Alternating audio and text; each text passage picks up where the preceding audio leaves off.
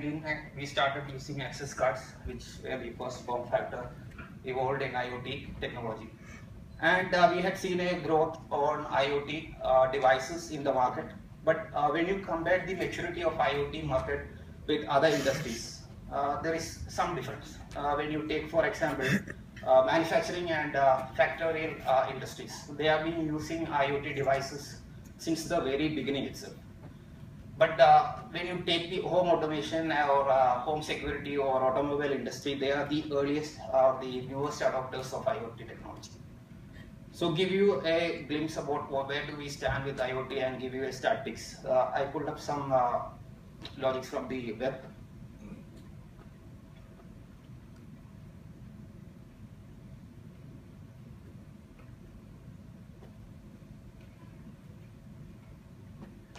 So here we are. Based on the study conducted by Cisco, we have around 6 billion IoT devices present in the modern world. This includes the sensors and devices which we place inside our home, automobiles, healthcare industry, retail industry. So everywhere where we have a sensor which connects to the server or internet, we have a system over there. So almost 6 billion connected devices are available as of now.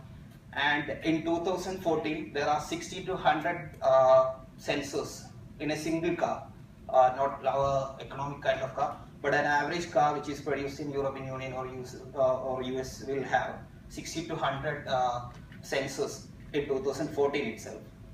And based on Gartner predictions, they are saying that by 2020 we have 26 billion IoT devices present in the modern world. These include devices which consist of sensors, and these devices may be either your mobile phones, home appliances, any electronic gadgets, and even human beings and animals are also a part of the system. So we have larger corporate electronic giants joining this entire system.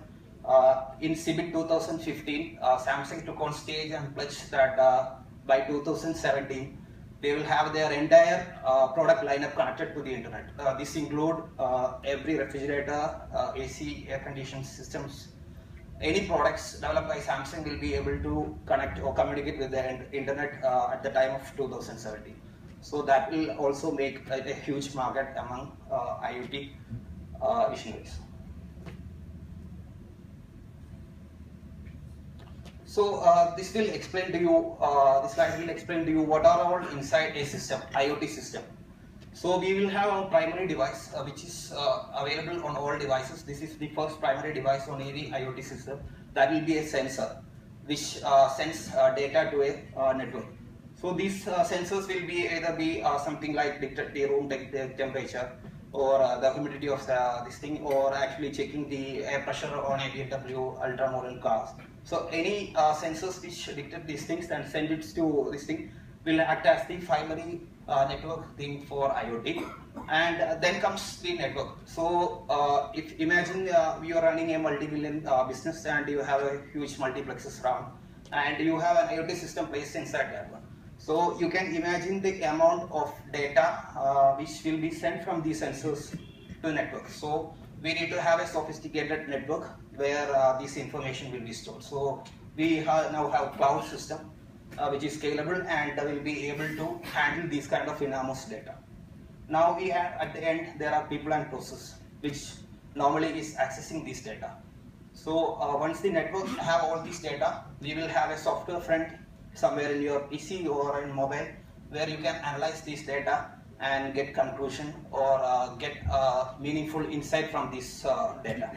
So these meaningful insights will be later used to generate income for your business, lifestyle changes, additional securities to your business. So whatever good things we can do, we will have to do it from the software end. So these are the three mandatory things which should be included in an IoT system. First we have a sensor, then we have a network cloud, and we have the software front where the user will be able to analyze this text. So surrounding these things, we have a huge potential market for the infrastructure also. So obviously the first companies who will be benefiting from IoT is chip manufacturers.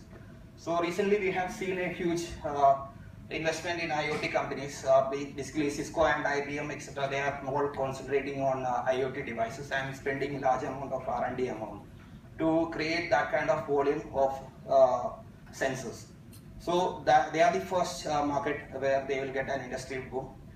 Then we have cloud, which is ultimately the survivor and the library of the sensors. So they will transfer the data. So thankfully we have a cloud system which can be scalable and can be agile and can be trusted, who can store this information.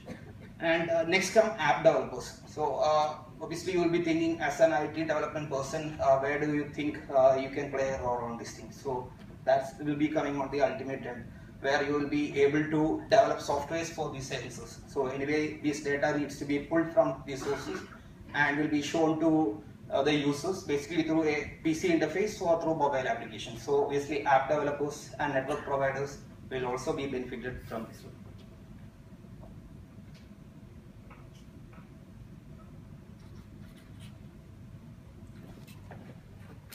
So here are a couple of, I'm going to explain a couple of scenarios where IoT is already implemented or partially being tested under certain companies. So firstly, we have some hospitals from US which have a IoT system enabled in their hospital.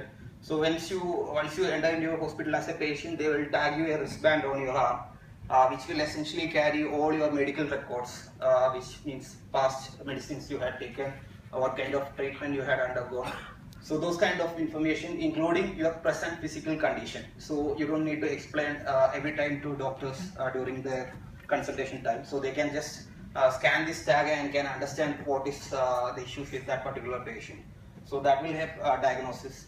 And these majority systems will also have a software end for the doctors. So once they scan these things, they can see what kind of pills they are using, what are the prescriptions which they had already given to them. So that information is already there.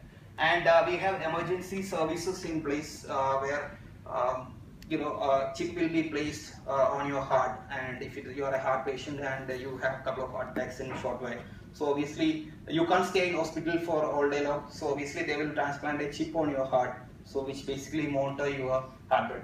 And once you have any issues with the heart, if it is beating in over rate or is it slowing down, it will send an alert to the hospital person that this particular patient is having a heart trouble. So either they can directly contact the patient or they can send an emergency unit to that particular place, because this chip will particularly track the location of the user also. So we have that in place. And another important aspect of this, where hospitals are currently investing huge amount of money, is telepresence, where there are areas in hospitals where relatives can't go in there. So if you are in ICU or something, then you will have cameras placed above your face. So obviously if the relatives can either speak to you from another room or just can watch what is the condition of user. And we have another apps. On the app side, we have mobility side, we have Apple having a health kit already available. So they provide sophisticated tools for developing health related application, which essentially will give you the flexibility of developing apps which can take information from your body parts and can later analyze for prescription services.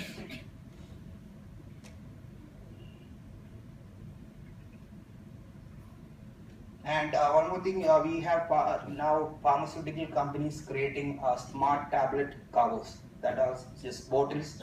So what these bottles will do is you can put your capsules in it. So it will analyze those capsules, and you will have a paired mobile application in your mobile. So once you have time of having that particular medicine arrived, it will give you an alert on your mobile phone saying that it's time for you to have this medicine. Also, it checks the volume of that particular medicine, and if it needs to be restocked, then the user will get notification about that particular thing also. These tablets related bottles are already available on stores in US. So here we have a retail unit here, a retail supermarket.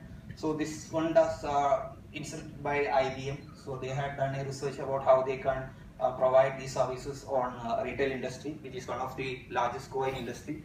So what they had, you can see in the figure that she walks into store. So she have two sensors in her body. One is on her credit card. Now they are going to implement a chip over there. In India also they had started placing that one. So this chip can be read when you go through the door of the store. it can scan the user and can get the information regarding the user.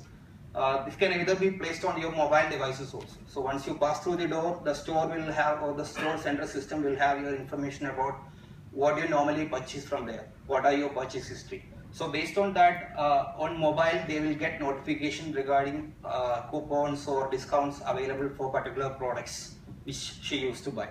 So for example, if you are taking, so she's going to take ice cream, and if weekend, so she's picking a couple of additional ice creams from the store, and in the store there are no more ice creams on that store aisle.